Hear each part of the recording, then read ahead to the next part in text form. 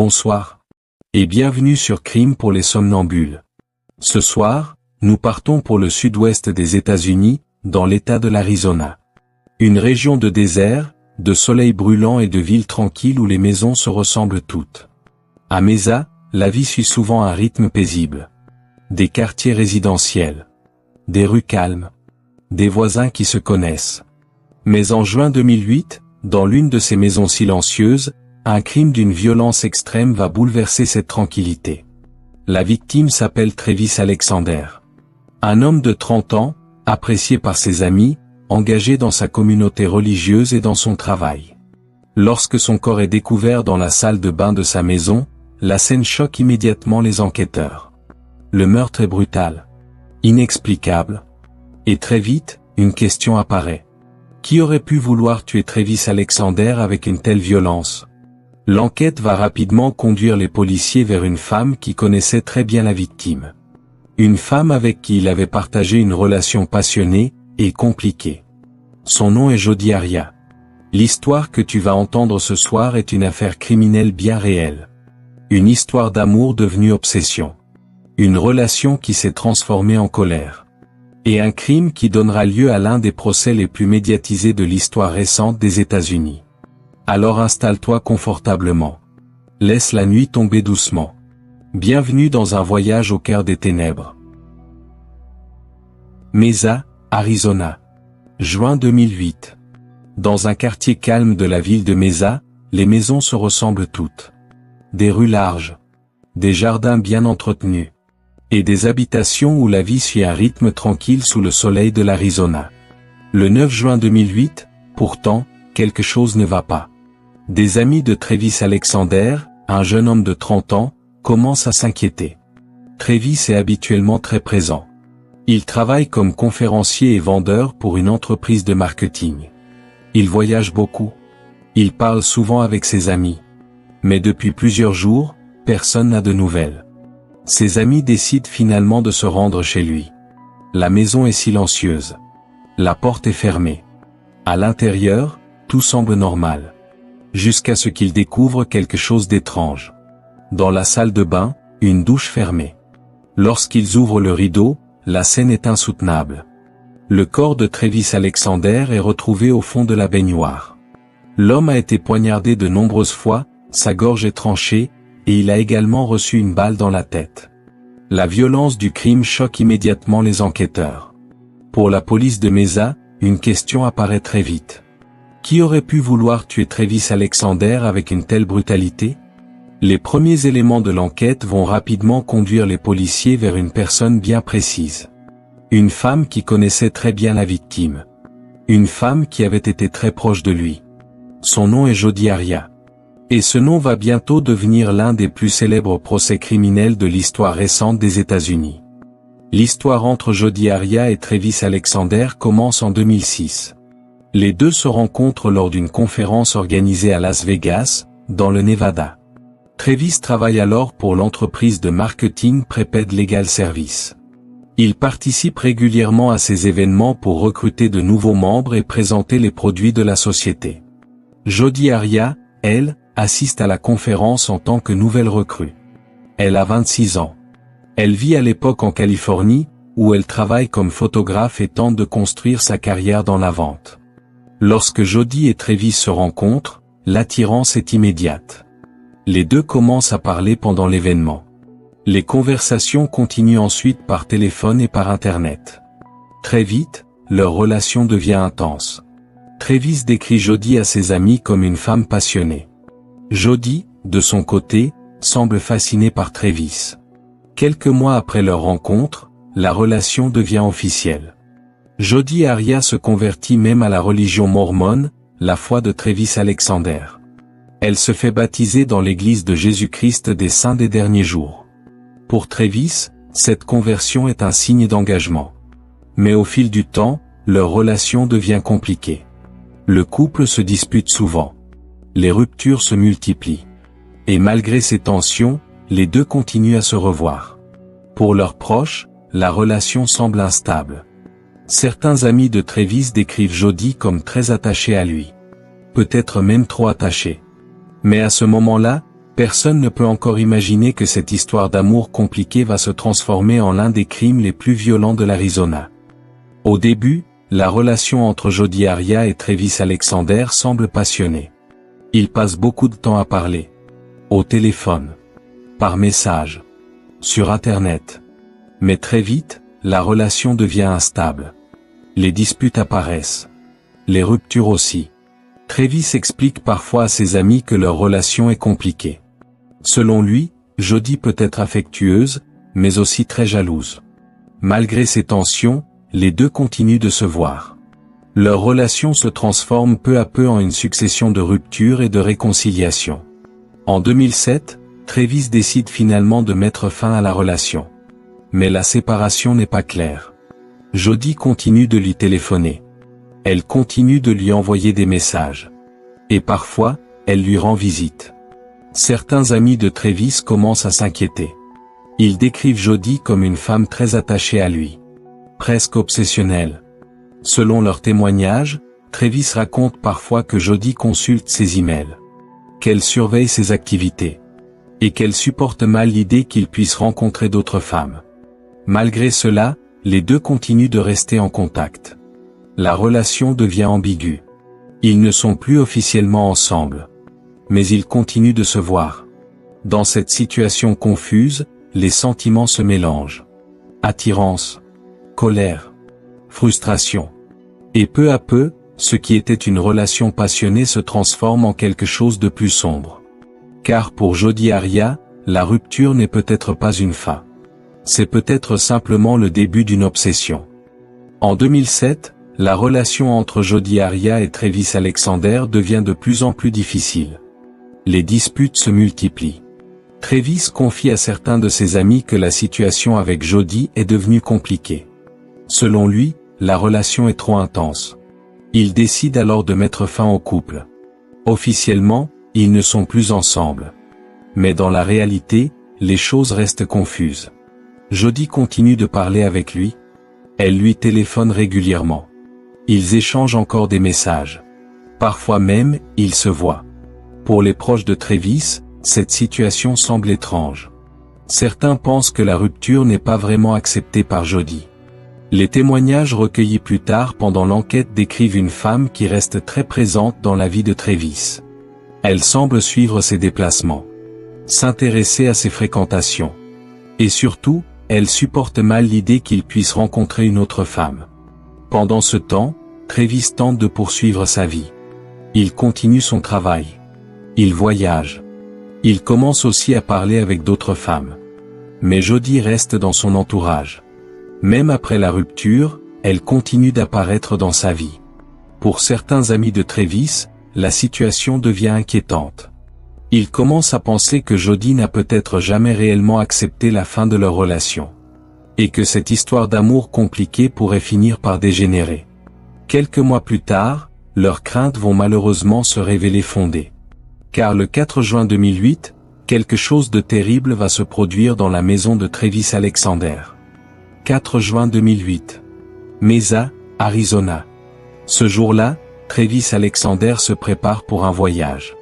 Dans quelques jours, il doit partir pour une conférence professionnelle au Mexique avec plusieurs amis et collègues. Comme souvent, il organise sa semaine entre travail, appels téléphoniques et préparatifs. Pendant ce temps, Jodi Arias se trouve dans la région. Officiellement, elle vit alors en Californie. Mais dans les jours qui précèdent le crime, elle effectue un long trajet en voiture à travers plusieurs États. Au cours de cette période, elle loue également un véhicule. Plus tard, les enquêteurs découvriront qu'elle a aussi acheté un bidon d'essence, un détail qui attira leur attention pendant l'enquête. Dans l'après-midi du 4 juin, Jodi se rend chez Travis Alexander. Les deux passent du temps ensemble. À un moment, ils prennent même des photos dans la maison. Certaines images sont prises avec l'appareil photo de Travis. Ces photographies deviendront plus tard un élément central de l'enquête. Au début, les photos semblent ordinaires. Des images prises dans la maison. Puis des photos dans la salle de bain. Travis apparaît dans la douche. Mais quelques minutes plus tard, la série d'images s'interrompt brutalement. Les dernières photos capturent un moment étrange. Un mouvement. Une chute. puis plus rien. C'est à partir de cet instant que la journée du 4 juin 2008 bascule dans la violence. Et ce qui s'est passé dans cette salle de bain va devenir l'un des crimes les plus choquants de l'histoire judiciaire de l'Arizona. Dans la maison de Travis Alexander, la journée du 4 juin 2008 semble d'abord ordinaire. Dans l'après-midi, Travis se trouve dans la salle de bain. Il prend une douche. À ce moment-là, Jodi Arias est avec lui dans la maison. L'appareil photo numérique de Travis est utilisé pour prendre plusieurs photos. Certaines images montrent Travis dans la salle de bain, puis dans la douche. Pour les enquêteurs, ces photographies vont devenir un élément essentiel du dossier, car elles permettent de reconstituer les derniers moments avant le crime. Les images montrent Travis sous la douche. Puis une photo prise quelques minutes plus tard montre une scène étrange. L'appareil semble avoir été déplacé. Une image floue. Un mouvement brusque. Ensuite, la série de photos s'arrête. Selon l'enquête, c'est à ce moment que l'attaque commence. Dans la salle de bain, Travis Alexander est violemment agressé. L'autopsie révélera plus tard l'ampleur de la violence. Il reçoit plusieurs dizaines de coups de couteau. Sa gorge est profondément tranchée. Et il est également touché par une balle dans la tête. La scène est extrêmement violente. Pour les enquêteurs, la nature des blessures indique une attaque intense, marquée par une grande colère.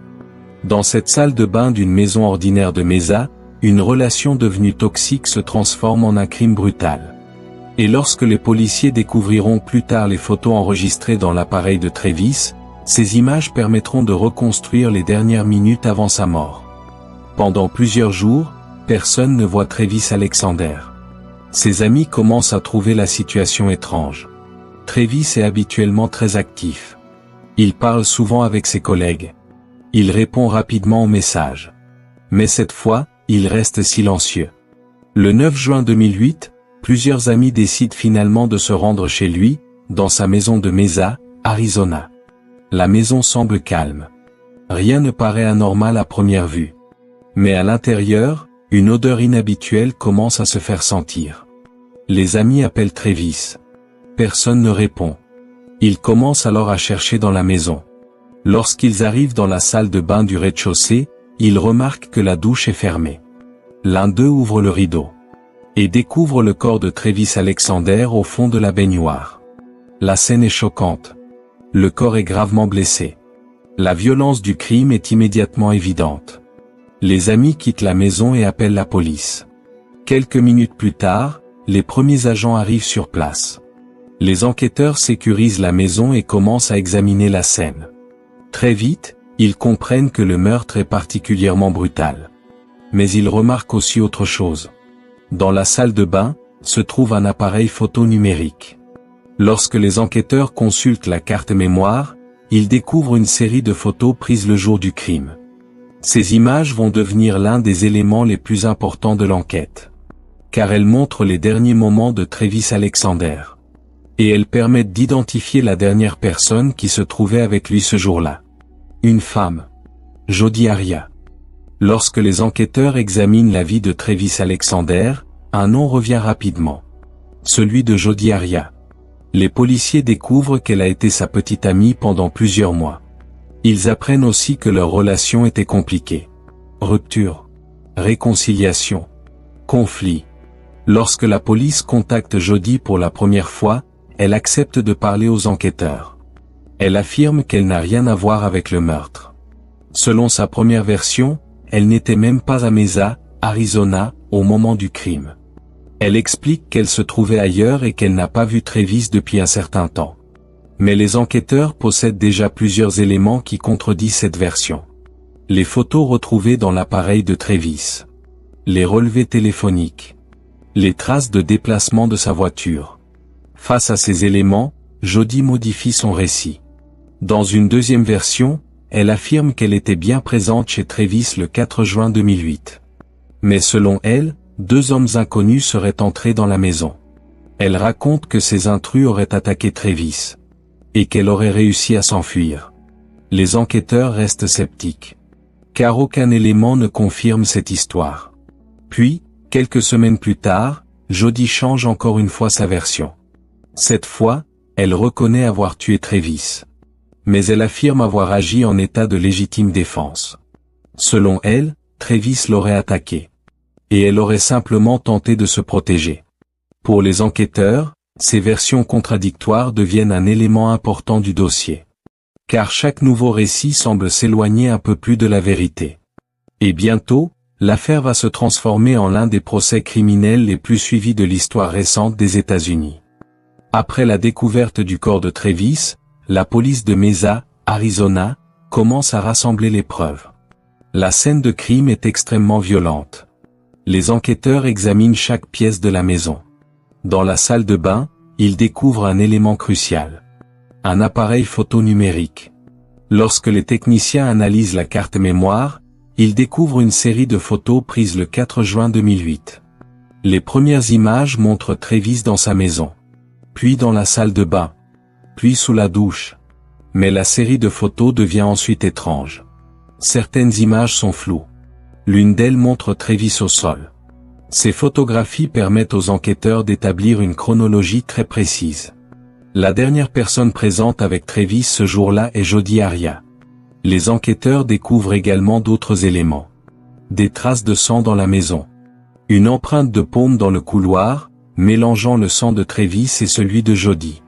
Les relevés téléphoniques montrent aussi que Jodi était en contact avec Travis peu avant le crime. Et les données de son téléphone indiquent qu'elle se trouvait bien dans la région de Mesa au moment des faits. Peu à peu, le dossier se construit. Pour les enquêteurs, les preuves deviennent de plus en plus difficiles à contester. L'appareil photo, les traces de sang, les déplacements, et les versions contradictoires de Jodi Arias. Tous ces éléments vont bientôt être présentés devant un tribunal. Car l'affaire ne fait que commencer. Et le procès qui s'annonce va captiver l'attention de tout le pays. Au fil de l'enquête, les preuves contre Jodi Arias deviennent de plus en plus solides. Les photos retrouvées dans l'appareil de Travis Alexander. Les traces de sang dans la maison. Les relevés téléphoniques. Et les différentes versions contradictoires qu'elle a données aux enquêteurs. Pour la police de Mesa, le dossier se précise. Les enquêteurs établissent que Jodi se trouvait bien dans la maison de Travis le 4 juin 2008, au moment du meurtre. Les analyses montrent également que son sang est mélangé à celui de Travis sur une empreinte retrouvée dans le couloir. En juillet 2008, les autorités passent à l'étape suivante. Un mandat d'arrêt est délivré. Jodi Arias est arrêtée le 15 juillet 2008, dans l'État de Californie. Elle est placée en détention et transférée vers l'Arizona pour répondre des accusations de meurtre. Lors des interrogatoires, elle continue d'affirmer qu'elle a agi en légitime défense. Selon sa version, Travis Alexander l'aurait attaquée. Elle aurait alors utilisé un couteau pour se protéger. Mais pour les enquêteurs, la violence des blessures ne correspond pas à un simple acte de défense. L'autopsie révèle que Travis a reçu plusieurs dizaines de coups de couteau, que sa gorge a été profondément tranchée et qu'il a également reçu une balle dans la tête. Pour la justice de l'Arizona, l'affaire devient alors l'un des dossiers criminels les plus marquants de l'État. Et bientôt, Jodi Arias devra répondre de ses actes devant un tribunal. Un procès qui va captiver l'attention de millions de personnes. Le procès de Jodi Arias commence en janvier 2013, devant la cour du comté de Maricopa, en Arizona. Très vite, l'affaire attire une attention immense. Les chaînes d'information diffusent les audiences. Les médias suivent chaque témoignage. Pour beaucoup d'Américains, le procès devient un événement national. Dans la salle d'audience, les procureurs présentent les preuves accumulées pendant l'enquête. Les photos retrouvées dans l'appareil de Travis Alexander. Les traces de sang. Les analyses des experts. Les enquêteurs expliquent également les nombreuses versions que Jodi Arias a données au fil de l'enquête. D'abord, elle affirme ne pas avoir vu Travis. Puis elle parle d'intrus inconnus. Finalement, elle reconnaît avoir tué Travis, mais affirme avoir agi en légitime défense. Pendant le procès, Jodi Arias décide de témoigner. Pendant plusieurs jours, elle raconte sa relation avec Travis. Elle décrit une relation passionnée mais conflictuelle. Selon elle, Travis aurait parfois été violent. Elle affirme qu'au moment du crime, elle aurait paniqué. Mais les procureurs contestent cette version. Pour eux, la violence du meurtre montre une attaque délibérée. Les blessures de Travis sont extrêmement nombreuses. Et l'autopsie révèle que sa gorge a été tranchée de façon très profonde. Pour le jury, la question devient centrale. S'agit-il d'un acte de légitime défense? Ou d'un meurtre prémédité? La réponse viendra bientôt. Car le procès entre dans sa dernière phase. Et le verdict approche. Au fil des semaines de procès, la relation entre Jodi Arias et Travis Alexander apparaît sous un jour de plus en plus complexe. Les messages échangés entre eux sont présentés devant le tribunal. Des emails. Des conversations en ligne. Des SMS. Ces échanges montrent une relation intense, parfois passionnée, parfois conflictuelle. Certains messages révèlent une forte tension émotionnelle. Des disputes. Des accusations. Et une jalousie de plus en plus visible. Pendant les audiences, plusieurs amis de Travis viennent témoigner. Ils décrivent un homme ambitieux, très engagé dans sa communauté religieuse et dans son travail. Mais ils racontent aussi que Travis leur avait confié être inquiet de la relation avec Jodi. Certains témoins affirment qu'ils se sentaient surveillés. Qu'ils pensaient que Jodi consultait ses emails ou suivait ses activités. De son côté, Jodi Arias raconte une histoire différente. Elle affirme que leur relation était marquée par des tensions et des conflits. Selon elle, Travis pouvait parfois se montrer agressif. Elle affirme qu'au moment du crime, elle aurait agi sous la peur. Mais les procureurs insistent sur plusieurs éléments troublants. La violence extrême du meurtre. Le nombre très élevé de blessures. Et les déplacements de Jodi dans les jours précédant le crime. Pour le jury, ces révélations dessinent une relation devenue profondément toxique. Une relation où les sentiments se sont transformés en colère. Et où une rupture mal acceptée a peut-être conduit à un acte de violence irréversible. Bientôt, le procès va atteindre son moment décisif. Le moment où le jury devra se prononcer. Après plusieurs mois d'audience, le procès de Jodi Arias arrive à son moment décisif. Dans la salle d'audience du comté de Maricopa, en Arizona, le jury se retire pour délibérer. Les jurés doivent répondre à une question essentielle. Le meurtre de Travis Alexander était-il un acte de légitime défense? Ou un crime prémédité? Pendant plusieurs jours, les jurés examinent les preuves présentées pendant le procès. Les photos retrouvées dans l'appareil de Travis. Les traces de sang. Les témoignages. Les différentes versions racontées par Jodi Arias. Finalement, le 8 mai 2013, le verdict est annoncé. Le jury déclare Jodi Arias coupable de meurtre au premier degré. Pour la justice américaine, cela signifie que le crime est considéré comme prémédité. Dans la salle d'audience, la décision provoque une forte émotion. Les proches de Travis Alexander écoutent le verdict en silence. Jodi Arias, elle, reste calme. Mais le procès n'est pas encore terminé. Car dans l'État de l'Arizona, un verdict de meurtre au premier degré ouvre une nouvelle phase judiciaire. Le jury doit maintenant décider de la peine. Deux possibilités sont alors envisagées. La peine de mort. Ou la prison à perpétuité. Les débats reprennent. Et l'affaire, déjà suivie par des millions de personnes, entre dans sa dernière étape. Après le verdict de meurtre au premier degré, le procès de Jodi Arias entre dans sa phase finale. Le jury doit désormais décider de la peine. Dans l'État de l'Arizona, deux possibilités existent pour ce type de crime. La peine de mort, ou la prison à perpétuité. Pendant plusieurs semaines, les audiences continuent.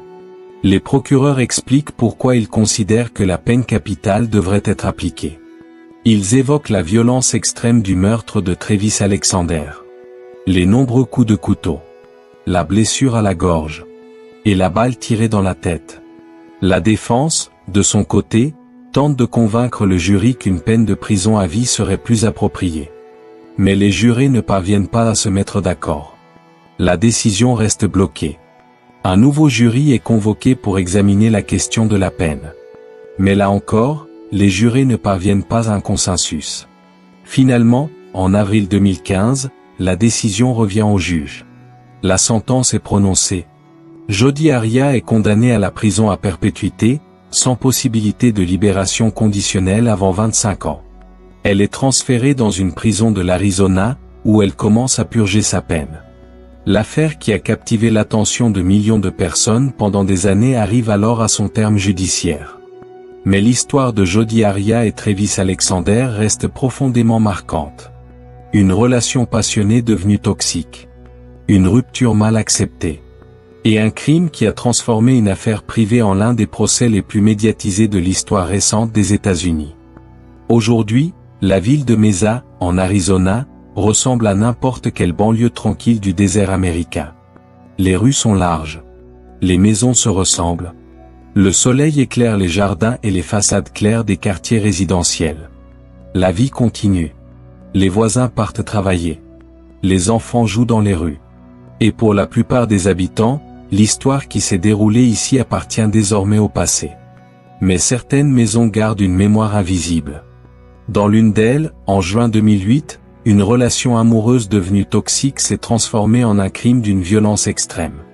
La maison de Travis Alexander existe toujours. Les murs ont été nettoyés. La vie du quartier a repris. Mais l'affaire Jodi Arias reste gravée dans les archives judiciaires de l'Arizona. Un crime qui a captivé l'attention du pays entier. Un procès retransmis à la télévision. Et une histoire qui rappelle comment une relation intense peut parfois basculer dans l'obsession. Aujourd'hui, Jodi Arias purge sa peine dans une prison de l'Arizona. Les années passent. Les journaux parlent moins de l'affaire. Mais pour les proches de Travis Alexander, le souvenir reste. Car derrière les débats judiciaires et l'attention médiatique, il y avait une vie. Une personne. Et une histoire qui s'est terminée dans la salle de bain d'une maison ordinaire. Ferme les yeux. La nuit tombe sur Mesa.